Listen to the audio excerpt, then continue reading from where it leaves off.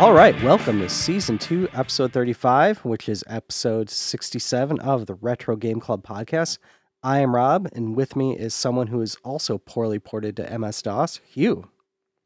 Correct, yes, very badly. Keyboard controls only. Yep. Not a lot of sprites. So what's going on? I mean...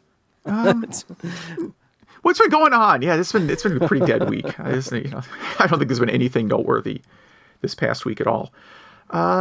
So we had an email last week, I think from Ross, about a game called PT on PlayStation 4 that if you didn't download it, you could never download it again. Mm-hmm.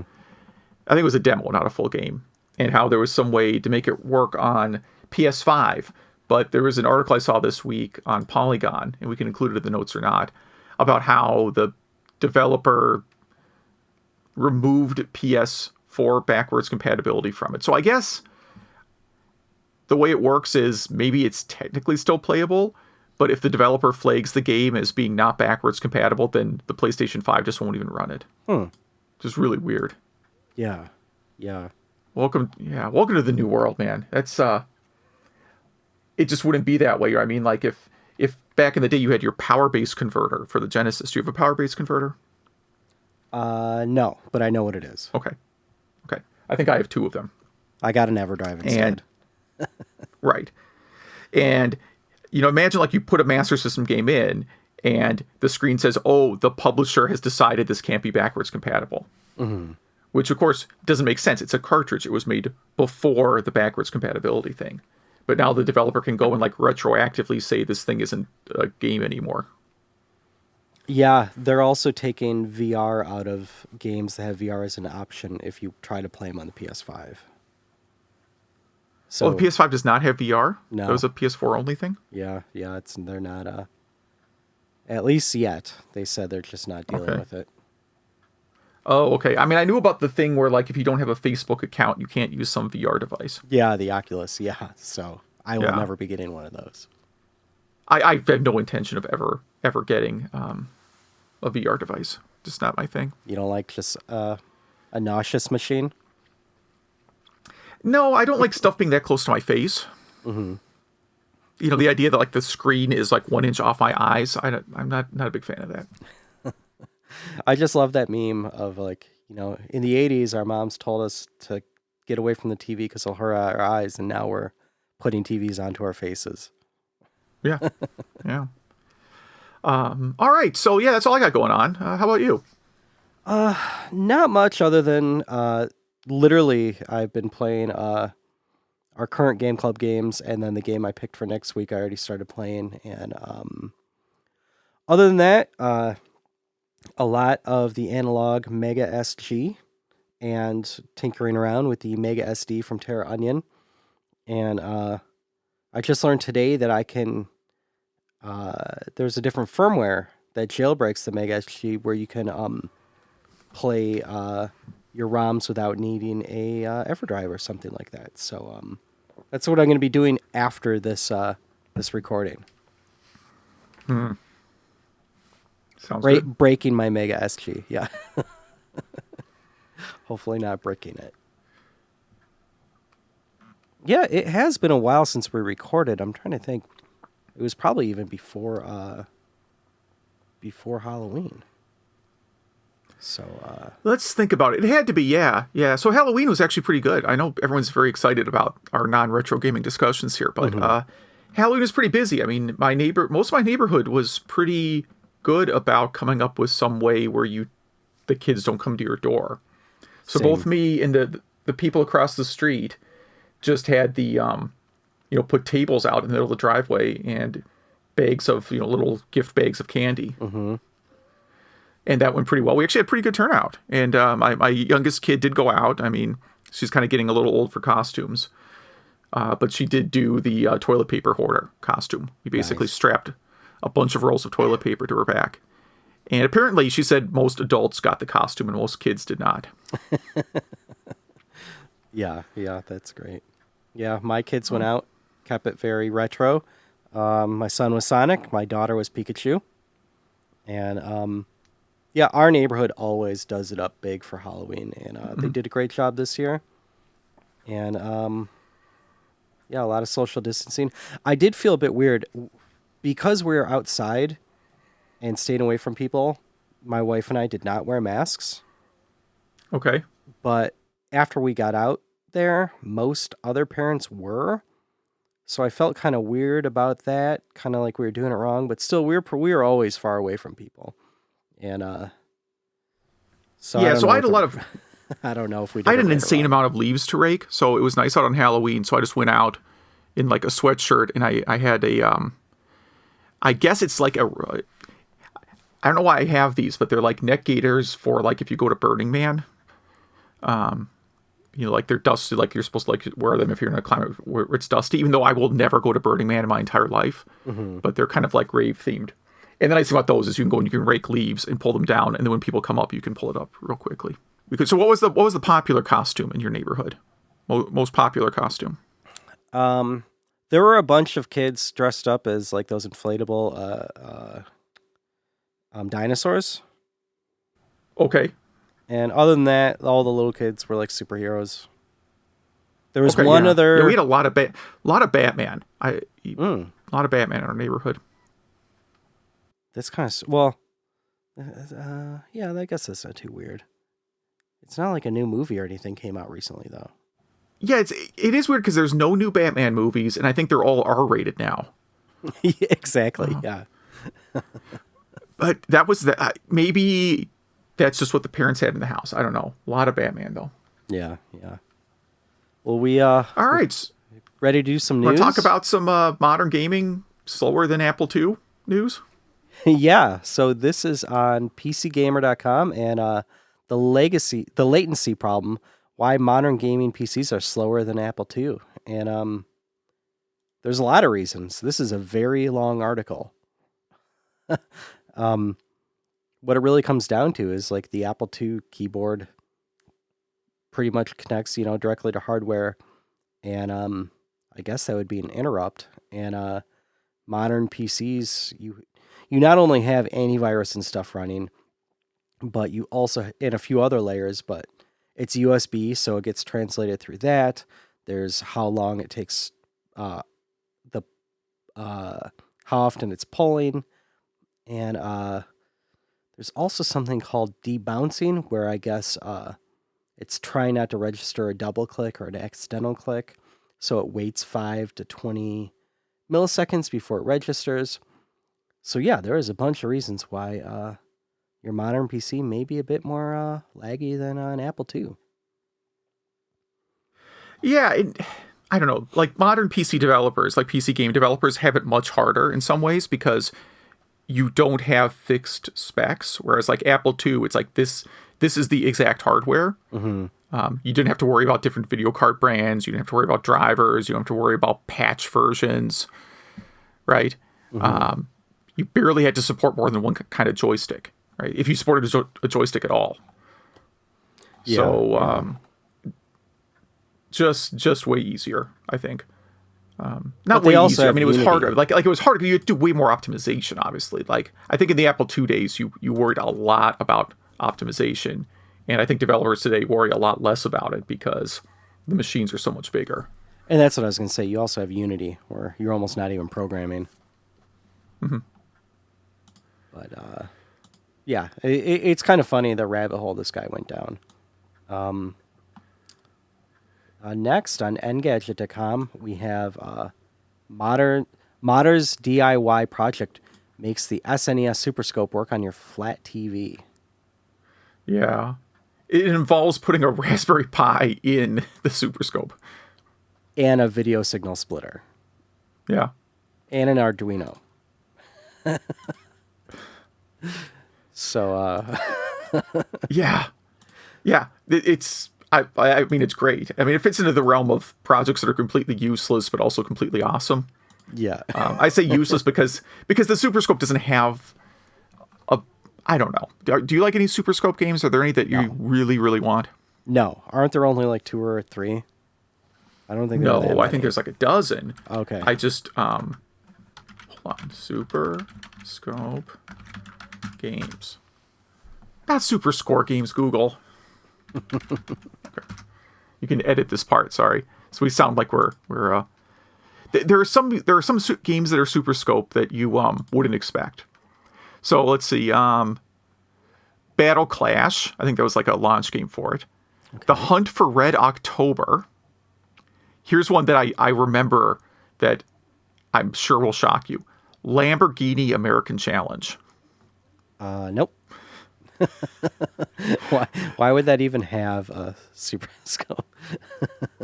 That's a great question. Lemmings 2, Metal Combat, Operation Thunderbolt, T2 the arcade game, which I would argue the only thing on here that's worth going through this much effort over. Mm-hmm. X-Zone, Yoshi's Safari. Oh, yeah. Really? Yeah. Huh. But yeah, Lamborghini American Challenge had like some extra or bonus mode where you could also use like the mouse. I think it worked with the mouse or the light gun. Okay. But yeah. Hey, awesome project. I like it though. Yeah. But yeah, I mean the Genesis, because on Genesis you at least had all the Lethal Enforcers games. I don't even remember the Genesis light gun. I remember it wasn't. Well, Sega didn't make a light gun. It was through third parties, okay. And it was like a big orange or blue revolver. Okay. So a little bit bigger than the original NES Zapper. Mm-hmm. And it came in a huge box, and it was, Konami originally trying to get you to buy Lethal Enforcers. And then other games supported that gun. So like the shooting games on Sega CD, like Corpse Killer, that kind of stuff. I have a black Zapper looking thing that I think is Sega. Did the Master System have a light gun? It did, yeah. Okay, the that Master must System be it. had a light gun. Okay. Yeah. So on a related note, because I'm a moron, I did buy Corpse Killer from Limited Run Games this week. I believe I bought the Switch version. Nice. I don't know why. Like, it's not. I mean, it's kind of cheesy. I like FMV games. I guess that's all it is. I like cheesy FMV games. So I did buy that in the past week. I don't know when it'll be here. Yeah, Limited Run Games. They're a great company, except they're kind of bad about letting you know when your games are going to arrive. Yeah, usually I'll get the email, and then the next day my game will arrive. Yeah. They send out like a customer feedback survey every year, and that's the only issue I ever bring up. Is like, just give us a ballpark when it's going to arrive. All right, Arcade Dreams documentary. Yeah. This is a weird link because it links to the people who made the trailer, and they're kind of boasting about their company a little bit, which is totally fine. It's a cool trailer. I don't know if they just made the trailer or the actual movie. But, yeah, did you get a chance to watch this little Kickstarter preview? No, I did not. No, everybody can drink now. No, I did not. Well, it's kind of like, that history of arcade book. It's kind of that approach to it. It's 100-year history of arcade games. Yeah. So I mean, I'm looking at the list here. They have some really good interviews lined up on their page. Someone I might talk about today, Brian Collin, is on the list of people they're going to talk to. And how many? 26 days left to go. There are $32,000 into a $95,000 goal. This seems like a project definitely worth backing. Mm-hmm. And it's Kickstarter. It's not Indiegogo, which is good. Yeah, so they're only like a third of their way to their goal though. That's troubling. They are looking for 95,000 and they have 32,000. Yeah, that is a bit surprising, but they got about a month to go. Yeah. Might as well throw a few bucks at them. I will leave that tab open so I don't forget. RetroShop announces a ZX Spectrum Next clone board, or ZX, I suppose is the correct way to pronounce that system. So yeah, if you want to get a ZX Spectrum, and I just mispronounced it again, Next clone board. So this was a thing where there was a Kickstarter for this hardware for like the whole system, but if you just for whatever reason want to build your own case and you just want the board, you will soon be able to buy the board by itself for 115 euros plus taxes and shipping and all that stuff, and it will be sold through ultimatemister.com.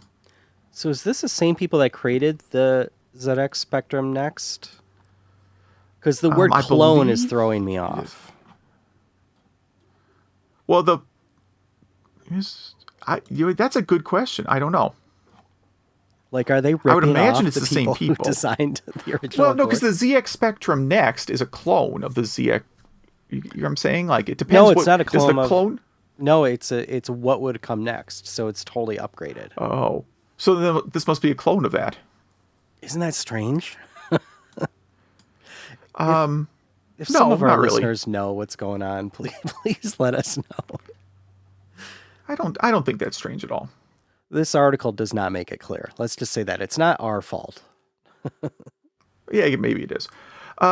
Sticking with the ZX Spectrum, I like this article here. How to emulate it on the Raspberry Pi. I talked before about like maybe my winter project. I probably won't follow through on it, but my winter project, I was thinking of doing a like Raspberry Pi that just emulates one thing.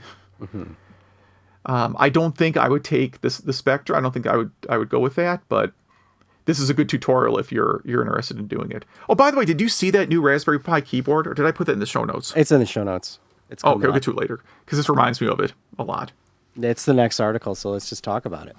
Okay. Yeah, so kind of corollary to this, they announced this new Raspberry Pi it's $70, and it's a keyboard with a Raspberry Pi built in. You actually can't buy it yet. I attempted to buy one. Mm-hmm. And you can only buy them right now if you're ordering them like for a school, and you want to order like 100 of them. Okay. Which, this makes perfect sense for a school. And once kids can go back to school, this is a really sensible thing to put in classrooms, because it's so much cheaper than, building a full desktop computer. Mm-hmm. But yeah, it's exactly the thing. It's a keyboard with a Raspberry Pi built in and a bunch of ports to connect, to monitors, USB, if you want to connect a mouse, all there. It is so nice looking too. The GPIO is exposed in the perfect way. Right. So if you want to connect a other peripheral. But I think this goes along well with the ZX Spectrum article, because like if you wanted to build a dedicated like emulation machine, like I was thinking of doing either just dedicated DOS box or dedicated Apple II, mm-hmm. This is the exact kind of enclosure I wanted for it. Yeah, this is what you would have built. Yeah. Yeah, especially like if I was going to do like an Apple II one, because I don't need a mouse. Like it would be a keyboard only setup. Mm-hmm. So I think this is so cool. I as soon as you can just buy one of these on Amazon, I'm going to buy a minimum of one. And this is it's Raspberry Pi 4 hardware, except it's a little bit it's not even overclocked. It's just a little bit faster. So Raspberry Pi 4 is 1.5 gigahertz, and this is 1.8. Yeah, that's right. Mm-hmm. So you're getting a little more out of it, and I mean, this might be able to do Nintendo 64 pretty well. Again, you don't need a keyboard with Nintendo 64. But... Yeah, you got to think of things that need a keyboard. Mm-hmm. I mean, this will emulate any DOS program.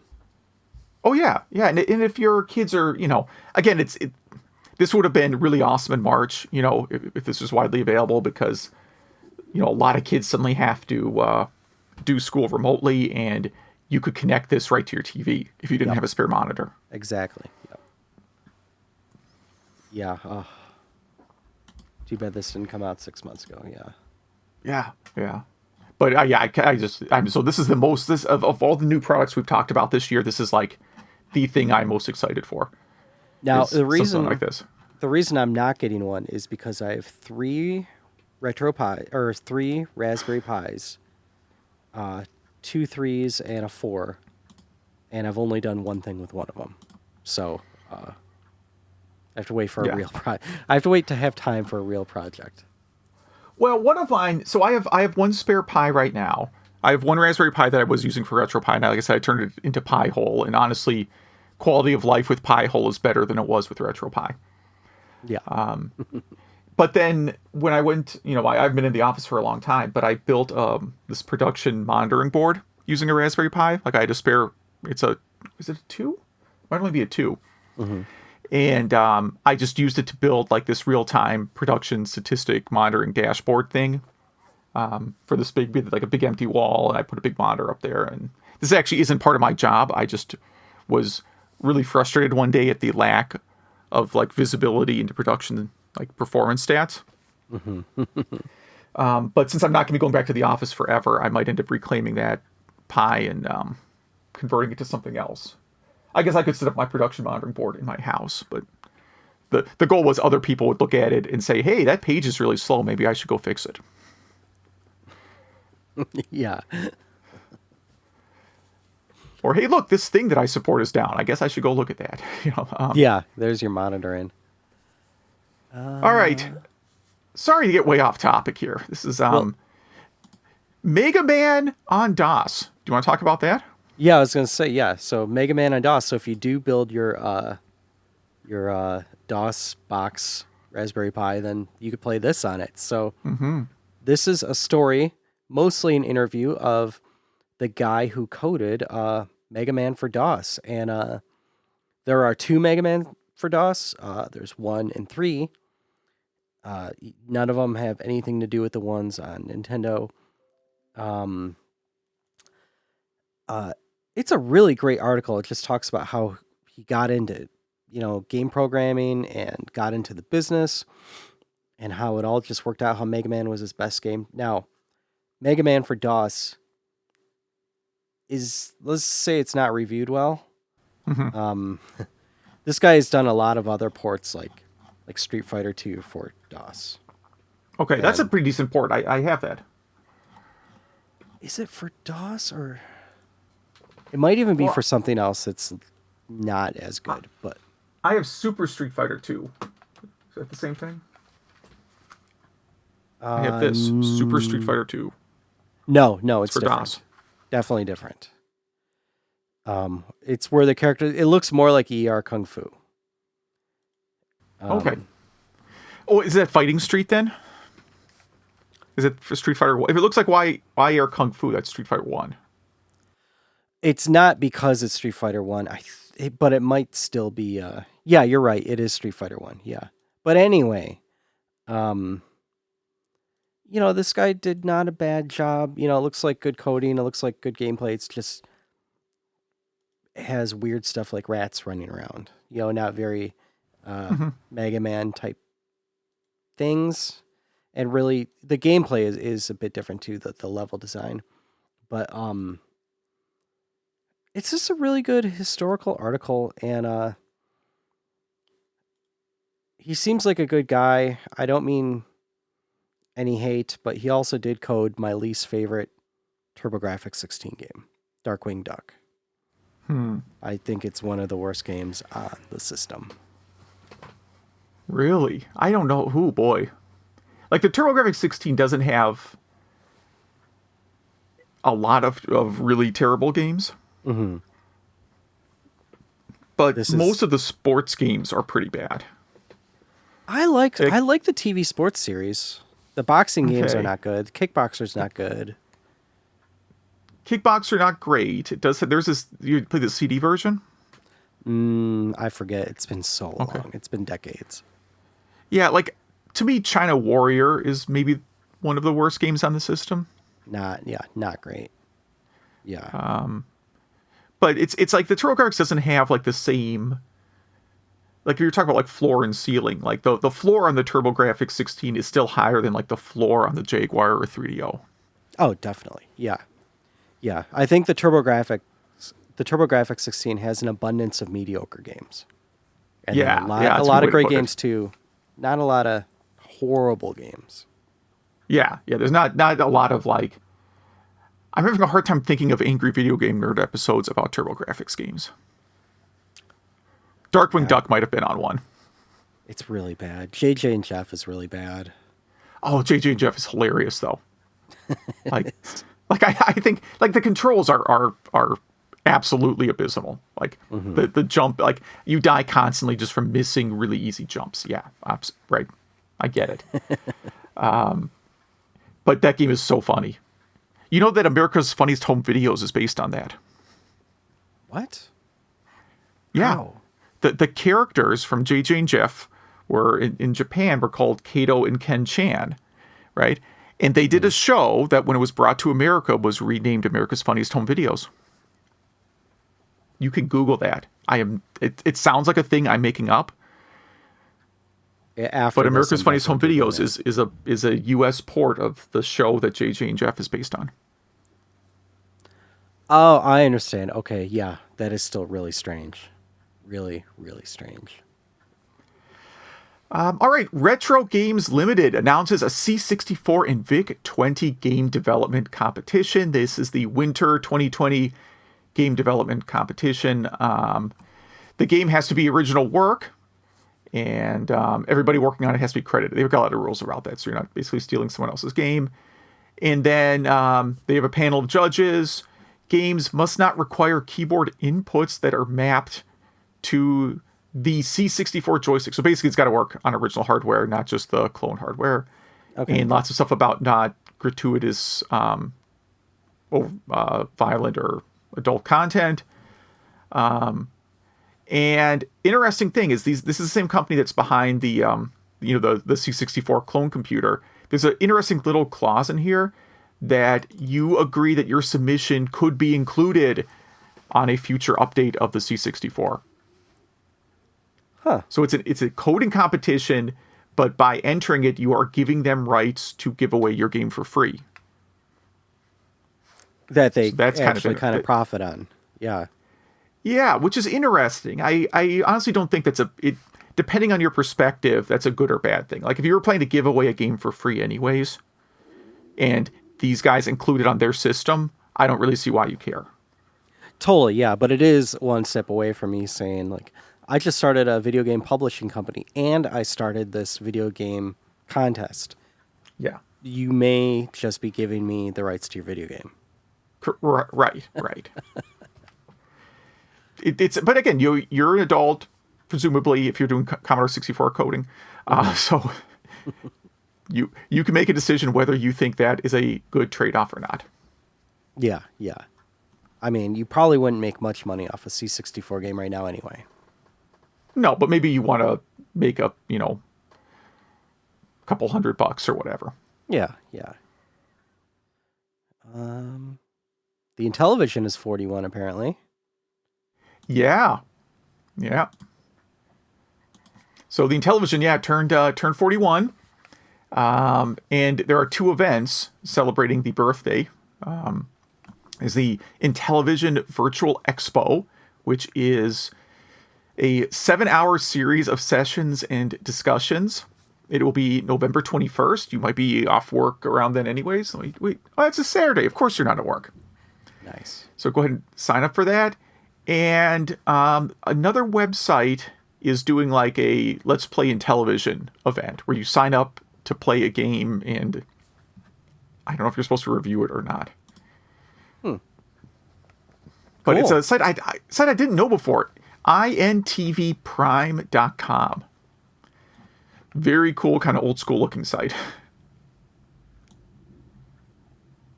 I don't see that link here. They have some link they want you to click first. Oh, okay. Some, I don't know, SEO thing. I don't know. Not a fan of that. Cool. Pac-Man Mega Tunnel Battle. What? Okay. I think you added this one. Yes, and I put I put a note next to it that I just thought it'd be funny if we talked about the Stadia.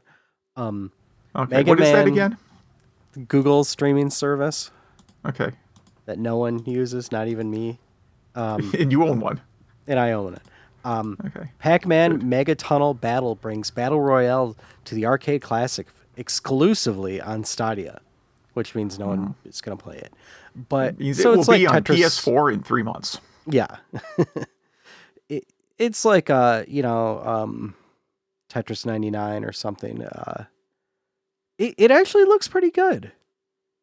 So, yeah. And it looks like you could play alone if you want to, but All right. yeah, looks like they did a fine job programming this thing. It's fun. Arcade 1-Up is making a OutRun cabinet. I think it looks nice. Yeah. And their other stuff is all very small. I guess if this is a sit-down cabinet, maybe the height doesn't matter as much. I guess I'd have to see it in person to see how comfortable it is. But it has several OutRun games, right? It has, hold on. I had the list up and then I closed it because I'm an idiot. OutRun, Turbo OutRun, Outrunners, and Power Drift. Okay. See, I would like to get like Virtual Racing on there because it seems to be all Sega branded. But OutRun's pretty great. So. Oh yeah. But yeah, you have your brake and your gas pedal, your shifter and your steering wheel. All looks like really, really high quality controls. Looks like they spent a lot of time with this thing, and I think the $500 is warranted for this for those parts alone. I mean, they had to create and manufacture these parts just for this, so makes sense to me, you know. Yeah. Oh, if they could get like Pole Position and Spy Hunter in a sit-down cabinet, that would be good too. I forget, do they have Spy Hunter or was that just a rumor? They have Spy Hunter, but it's not as... I thought they had Spy Hunter on 1. Yeah. I can't keep... I mean, it's hard to keep up with all the things they have. They're coming out with them so fast. So here's a really cool homebrew project here. Space Ava 201.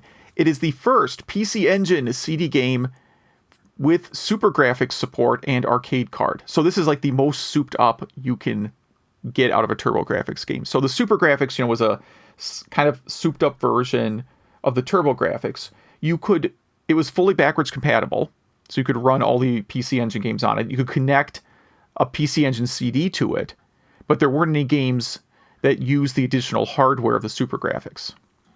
Right? Yeah. There were only like 5 chip games that even took advantage of it. And then Arcade Card gives you more capabilities. So this is like the most powerful thing you could make. Yeah.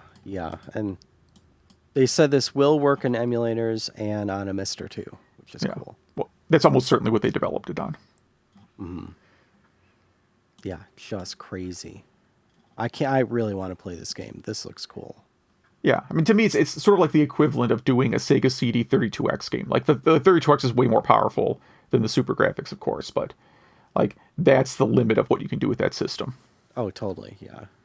And between that, you have, like, 2 Motorola 68000 processors to work with, plus the Z80 and whatever. I can't remember the name of the chip in the 32X, but there's a lot you could do there. And it looks like it also downgrades itself to regular PC Engine CD if you don't have either. All right. Nice. Yeah, cool. Sega leaves the arcade business, selling most of its shares off to someone called GENDA. So Sega, at a time when I assume arcades are not doing well even in Japan, they are getting out of the business. Although the company will continue to call themselves Sega. Yeah, seems kind of like the Atari split, and they'll still own, Yeah. a few percent there. So, yeah, it could lead to a confusing situation like the Atari stuff. Yeah, but still, like I said, they still own a little bit of it, and also, who knows? Maybe GENDA will start producing some cool stuff in arcades when, hopefully, those open again soon. Yeah, I think they're selling the arcade. Like, I don't think GENDA's gonna make games. They want to run arcades, right? So I think this is like them selling the equivalent of Aladdin's Castle to another business, right? Okay. I don't think GENDA's getting any game IP. I think this is purely you're going to run the arcade business now. Yep, they're comparing it to like GameWorks began as an extension of DreamWorks. I don't know if that helps. I understand it. I understand it. What's going on here? So I've never played Jet Set Radio, but we got a link here to its Jet Set Radio isn't 60. No, Sega is, and this is just like a little retrospective video. It's not really news, but I love the game, so I just included it in the show notes here for any other Jet Set Radio fans out there. I really hope they just re-release this with updated controls using dual analog stick or something. That'll make it I tried to play it again recently, and it did not age well, specifically because of the controls. Dumping a Nintendo 64 development cartridge safely on Hackaday. Yeah, I didn't realize it was possible to damage a cart in the process of dumping it. Yeah, neither did I.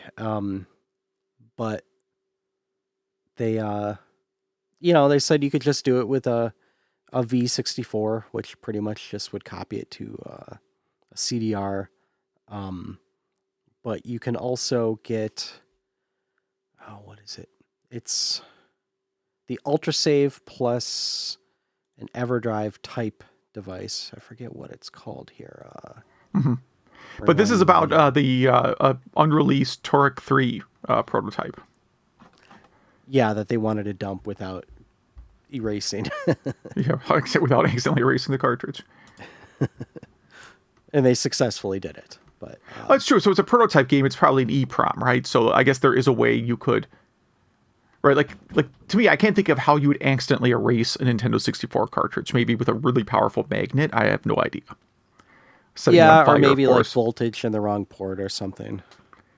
Yeah, it seems like it's pretty hard to fry a Nintendo 64 cartridge. I mean, but if it's an EEPROM, okay, yeah, then sure, you could accidentally erase the thing. Yeah. Yeah. So yeah, they're saying use the UltraSave Plus, which is like it looks like a PC board with two slots for a Nintendo 64 cartridge, and then you plug in your cart that you want to copy in one of the slots, and then the 64 drive, which looks like an EverDrive, in the other slot. And that 64 drive plugs USB to your computer, and that it pretty much routes it through that and just dumps directly to your computer. So that is the safest way, apparently. So there you go. Hacking. There you go. Sticking with Nintendo 64, we got two more articles left. IntecGaming makes dubious claims with the Warrior64. So this is RetroRGB.com, who of course are extremely technical, and they're talking about a Kickstarter for this thing called the Warrior64, which is I actually read about that this week, which is a method or system to upscale Nintendo 64 games to work to look good on HDMI. They sell like a complete system and then a conversion kit where you can convert your Nintendo 64 to use their upscaler thingy. But they basically have kind of done a breakdown on it, and they found a number of issues with it. Mm-hmm. Like, I don't remember the whole thing. Some of it is about the quality of it. Other things are just about the shadiness of how, like, they boot a Mario 64 cartridge and it doesn't go to the title screen. It goes to the save menu instead. Yeah.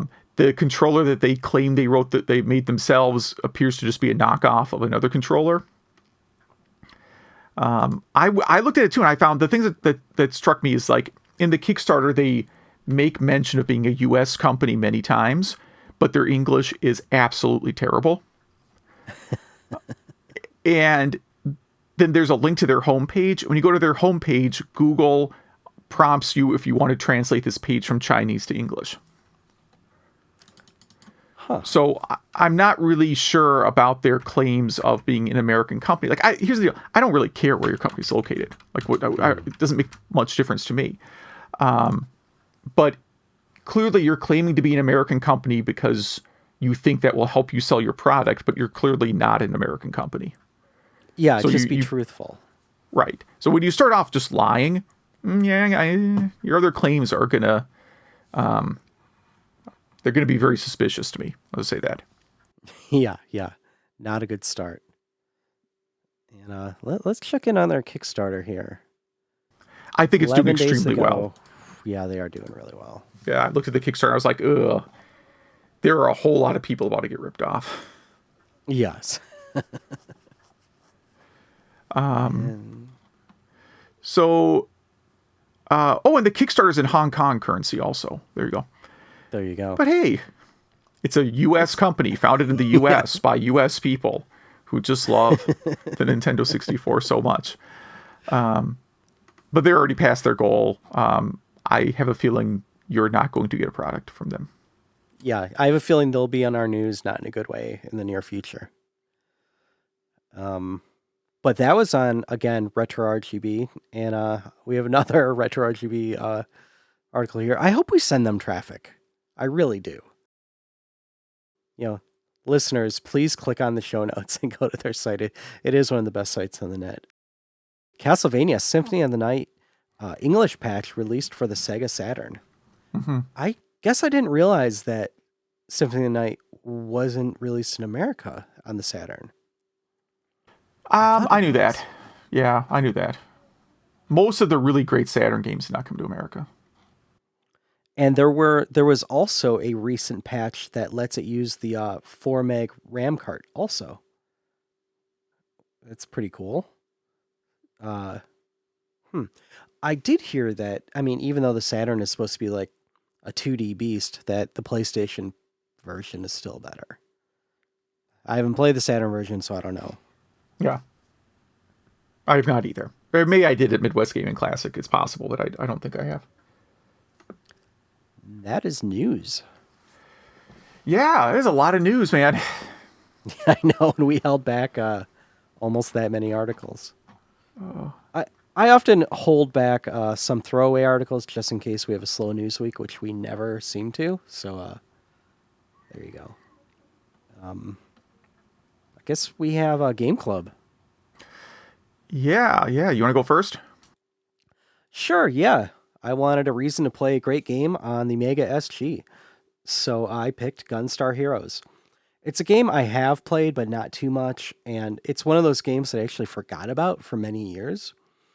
And, what a game. It's not the greatest game in the world. I'm not going to, even say it's the best game on the Genesis. But wow, it sounds great. The way it plays is just... Well, let me go into what the game is first. It's a run and gun. You get to choose your character. You get to choose the type of shooting style you do. So you can either run and shoot at the same time, or when you shoot, you kind of stop, but you can aim better in 8 directions. I chose the latter because it's kind of easier to hit the bigger bosses, in the head or wherever their targets are. Sometimes you just have to jump around if you pick the other way. So you're really picking between easier levels or easier bosses between the modes. You have 4 different gun styles that you can pretty much choose between. It'll drop the different styles, which you can pick up if you want, but then you could choose between them. And I usually stick with the fire anyway. But yeah, this goes from side scrolling to giant bosses to sliding down a pyramid and to mine carts that are going really fast and kind of you could jump up to the ceiling, kind of like a magnetic or gravitation effect. Sliding down the side of a wall and jumping back and forth with obstacles and villains and stuff like that. This game, it just looks so beautiful. It plays so great. The sound is great. I think it really pushes that blast processing. I'm trying to find the right way to word this. What really impresses me about this game is how, yeah, it's a run and gun shooter, kind of like Metal Slug, but better, much better, I would say. And with a bit better graphics, even though, the Neo Geo should have better graphics. I guess that's debatable about whether it has better graphics, but my opinion is I like this better. And when you attack people in a certain way, your sprite will do different things. So instead of shooting, if someone's close to you, you might throw them against the ground. You have a slide attack also. You might kind of punch them, which I've really only seen once. It's really mostly been, you're doing your slide attack, you're shooting, or you're throwing them. And it's all the same button. It's not like a special move, other than the slide attack, obviously. I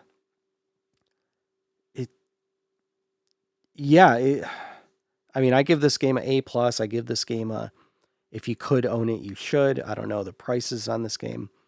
Apparently, there's a Game Gear and a 3DS port. I'm assuming the 3DS port is great because it's part of the Sega 3D series. But yeah, what are your thoughts on this one? Well, I mean, it's on multiple Genesis collections too. Yeah, yeah. So it's a pretty easy game to get. You don't need to go hunt down like a standalone copy. I mean, I think it's a technically very impressive game. I mean, like the boss fights in particular, you get these crazy pre-rendered bosses that, I mean, I don't know how you pull off the way the boss animation works in this game. Mm-hmm. I mean, it's not a style of game I play a whole lot. You know, I kind of very rarely play these run and gun games. I was never big on. To me, this is just like faster Contra. Yeah, right? Yeah. I mean, it's an unfair analogy. Contra. Yeah, yeah. So I mean, I definitely think it's a very technically good game. I played it this past week, got to the second stage, and this style of game, that's about as far as I play usually. I've never played it all the way to the end. You want to start on, which is cool. Yeah, kind of like is there a name for that?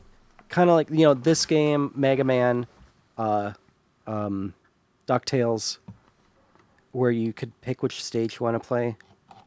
We should try to coin that phrase right here, right now. Kind of like there's the Metroidvania that level pickervania. I'm not good at naming Gunstar stuff. Guntails. Listeners, you tell us what that genre should be. We'll coin it here. Duckstar Heroes. Duckstar Heroes, done. That's it. Listeners, put in your votes. It's a Duckstars hero like. Yeah. Okay. I like it. The criteria for that will be you have to pick. Yeah, you just have to pick any level from start. That's it. That's all you have to do. And maybe have power-ups along the ways. I don't know. Wait, it doesn't include Mega Man in there. Mega Duckstar Hero. Okay, whatever. Yeah. But yeah, that's all I have to say about that. Other than, released in 93. So there you go. Listeners, tell us what you think about that one. And let's talk about your game. Yeah, I decided to pick Rampage just because I was in the mood for something really simple to play.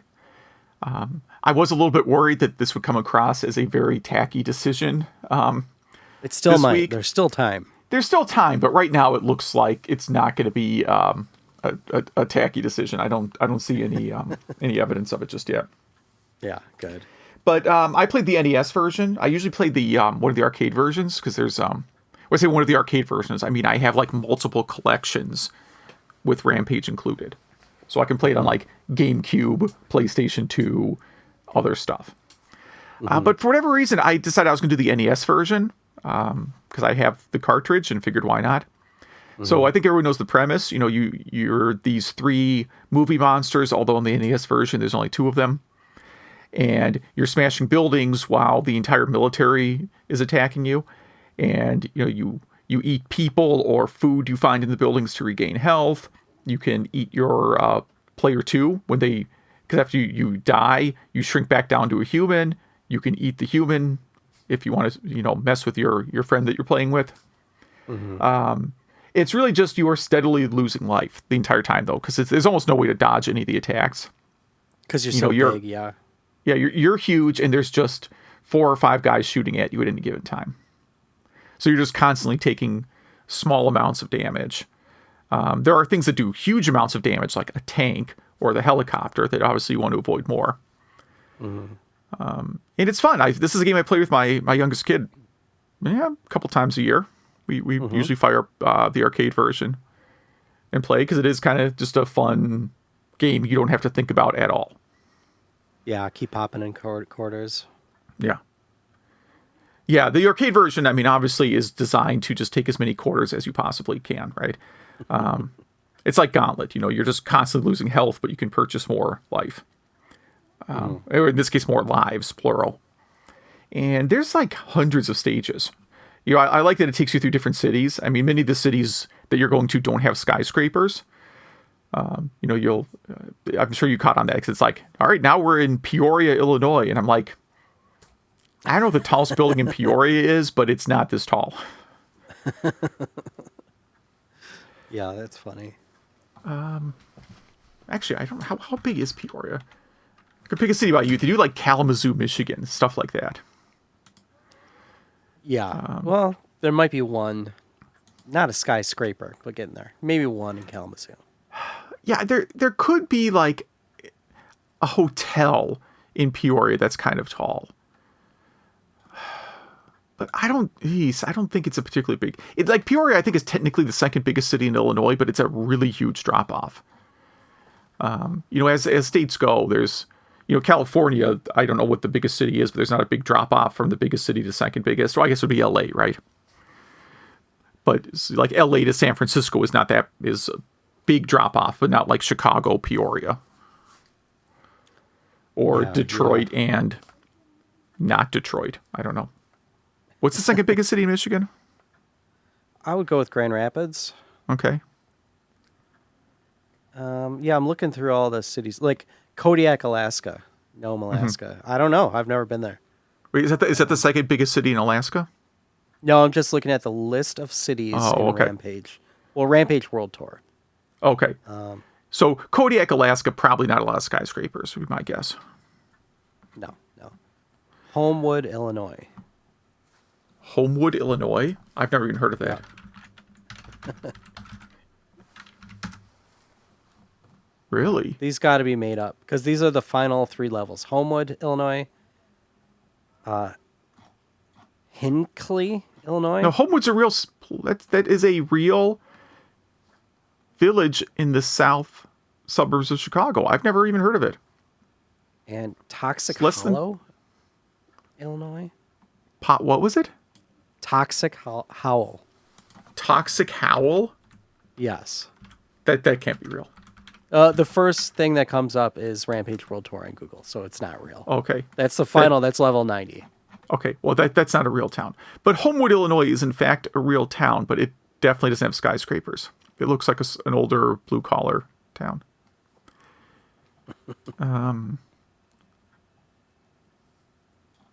Oh, well, here you go. Notable people from Homewood, Illinois. Brian Collin, video game designer, Rampage. There you go. There you go. Yeah. So yeah, this is a fun game, and there's a lot of different versions. Some of them are like Master System version. I think is kind of bad. I know there's a 2600 version that can't be very good. Okay, yeah, let me hear about the Master System version. Well, it's pretty. It's not as good as it should be. They could have done a lot better. When I played it, I was still setting up my Mega SG that's supposed to be able to play those, and it had no sound, so I can't speak to that. Oh. It's just a setting I need to fix. See, this is when I talk about the Master System version, the thing it's not as good as it could be. The music in that game is absolutely like ear splitting. Is it just the FM synth or something? I don't know what it is, but it's like nails on chalkboard. I'm so disappointed you didn't play it with sound on. I will later. I'm still setting this up, the rest of it up tonight. But yeah, I mean, it wasn't a bad game on mute. But, yeah, it's kind of hard to get onto the buildings in it. Where on the Nintendo or arcade ports, you can just kind of walk up to the building and just push up, and you're good. So definitely don't recommend the Master System port. I have not played the 2600 port, but I would like to. Yeah, I've played it in the distant past, and was definitely not a big fan. Going with the Master System version, like the Master System version, like if everything is not moving, looks a lot better than the NES version. Yeah. I feel like the NES version though has a bit more detail, where the Master System version seemed to have more solid colors. Or am I just remembering it wrong? I think you might have it backwards. The Master System version, I think like the monsters look better, and you get all 3 monsters. Like the NES version, you only get 2 of them.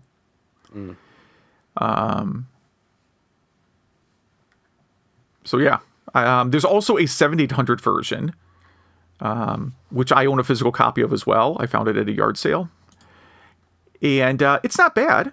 I mean, it's good for the 7800 hardware. How does it compare to the NES version? Not close. Not really close. Really? Because yeah, the 7800 is capable of NES graphics. I mean, that allegedly, theoretically. theoretically. Yeah, I have a gallery on my website about Atari 7800 versus NES, and it starts with the premise of just being in the retro gaming community, I've heard so many people claim that the 7800 is like the same or better hardware than the NES. So it's just a gallery comparing games developed on both systems, and for the most part, it's a blowout. There are a few 7800 games that play better, that are just like more fun than the NES equivalent, but none that I would say look better. And none sound better. The 7800 has 2600 sound. Yeah, none of them sound better for sure. That's it. I like the 7800 for arcade ports. I will, go to my grave saying that the 7800 is a really good system for arcade ports. Mm-hmm. Yeah, but that's it. So yeah, there you go. That's it. That's all I gotta say about Rampage. Fun game. So what are we gonna do next? I was watching on Halloween Fantasia for the Night on Bald Mountain scene and the Sorcerer's Apprentice scene with my son. And so that reminded me of the Sorcerer's Apprentice 2600 game. So that is what I've actually already been playing it a lot this week. So there you go. Okay. Is there one on Genesis too? There is a game called Fantasia on the Genesis. Okay. That is not... I'll count that as well. Okay, good. So I'll stick with the theme. Let's just make it a Mickey Mouse week. I will do Castle of Illusion. Love it. Cool. Which is on Genesis Master System, and I know there's an Android port that is like a new game. It's not. I mean, it's the original game, but with new stuff. Mm. Probably a Steam thing. I don't know. Doesn't matter. Anything called Castle of Illusion is fine. I think there's an update on PS4 or PS3 or something too. It's probably the same thing I'm thinking of that's on Android. Cool. All right. Well, if anyone plays any of those games, has any retro game news, projects, you just want to talk about retro games, email us at email@retrogameclub.net. That is email@retrogameclub.net. We also have Facebook, facebook.retrogameclub.net, and Twitter @RGC Podcast. And we have a few emails and social media feedback this week. Yeah, I'll get the first one here from Majors talking about JB Harold. He mentions getting it on clearance because it was in a double jewel case in maybe the store selling it thought I was missing a disc. And this is weird because my JB Harold is a single jewel case. So maybe this is the Japanese version. There are a lot of PC Engine games where like the Japanese version is in a double jewel case because they have a really huge manual. Like Sherlock Holmes is a double jewel case in Japan, but not in the US. I don't know. It's a random observation I've had. And he mentioned that the Japanese release has English, and that's true. That if you look at the disc, if you actually like look at the rip the disc, there's 2 full copies of the game on the CD. So I think they bundle both the US and Japanese versions on the same CD. But anyhow, he says he likes it a lot. He says it's better than Sherlock Holmes, just because they don't try and push the limits of the hardware, and he also likes the music and sort of the slideshow visuals. Blah. And just sort of mentions that at the same store he bought a Genesis AV cable because it was marked defective because it was missing one of the stereo channels. But as he noted, that's actually correct for the Genesis at the time. The Genesis does actually, I think the very, very first Genesis supports split AV, but the later versions don't. General confusion over TurboGrafx PC Engine setup. And yes, he says even, he who's very, very active in the community sometimes has to, sometimes gets mixed up on some of the weird oddball setups people have for PC Engine. But it's nothing compared to the Microsoft Xbox naming chaos. Yeah. I still don't know what the new Xbox is called. Halt and Catch Fire series. Did we talk about that? Yep, I loved it. You never watched it. I've never seen it. Recommend it. Still blocked out. Majors also really recommends it. He said the show deals with 80s to 90s computer tech history. and it will still be good a year from now. So what service is that on? That is on AMC. Oh, So, cable, on demand, that kind of thing. well, I don't have on demand. So it's not on Netflix or Amazon Prime? You know what? I think it's on Netflix now. I think Okay. it did, at least for a while. Yeah. Okay. Well, if it's on Netflix, then I can Yeah. attempt to watch it. I guarantee you'll like it. Okay. Yeah, and this is the time of year when we're pretty much, we're about to start watching horrible Hallmark Christmas movies. There is one about game development. So do you watch the Hallmark Christmas movies? Your wife does not know like multiple people who write these things, though, right? No, but she does love them. Okay. So it's part like my I've mentioned before that we always watch a lot of these. My wife knows some of the writers, and there's one this year about like game developers. Oh man, It's a new one. They make like 50 new movies a year. I don't know what it's called. I know. You'll have to. Let And they me all know. blend together. You can't really tell if you've been watching the same one the entire time or if it changed. You also recommend Silicon Valley, which I've had many people recommend to me as well. I will probably eventually It watch is really good. Yeah, it is really good. He's also pretty psyched about the Analog Duo. I'll just summarize it as that. Thinks it's a good price and good case design. As for last episode's games, Dracula X. Yeah, top-notch audio and visual. And very happy that it's on the TG16 Mini and the PSP so more people can play it and not have to import the $200 CD from Japan. Fester's Quest, he did not get to try it, but remembers it has some crazy password system. Oh, no, has no password system. That's the problem. It's a big game with no password system. Yeah. I guess on something called social media, we asked about Sega's next mini and if we'd ever visited Galloping Ghosts. He's been to Galloping Ghosts. He thinks the Master System mini would be fun, but it doesn't make a lot of sense going backwards. So it seems like Dreamcast mini is more likely, which I agree with. And I agree, like I said on that episode, they will make a Dreamcast mini, but it will be playing the Android version of Dreamcast games. It'll be Dreamcast games already ported to Android. I'm willing to bet money on that. And Master System Mini, I just don't think the system's mainstream enough. I just when you talk to when you talk to a lot of retro gamers, it seems like a mainstream system everybody has. Everybody has a Master System, but most people, if you survey people on the street, they don't know what that is. Not enough to sell the system. But on the flip side, TurboGrafx, same deal. It got a mini, so. Who knows? It sold very well, yeah. Yeah. Yeah, the Master System has some of the same problems where some of the games that you probably want for it are third-party games. I mean, obviously people want Phantasy Star. At least they want the first Alex Kidd game. But some of the other titles you'd want are going to be licensed. Alf, yeah. Yeah, like Alf. Yeah, specifically Alf.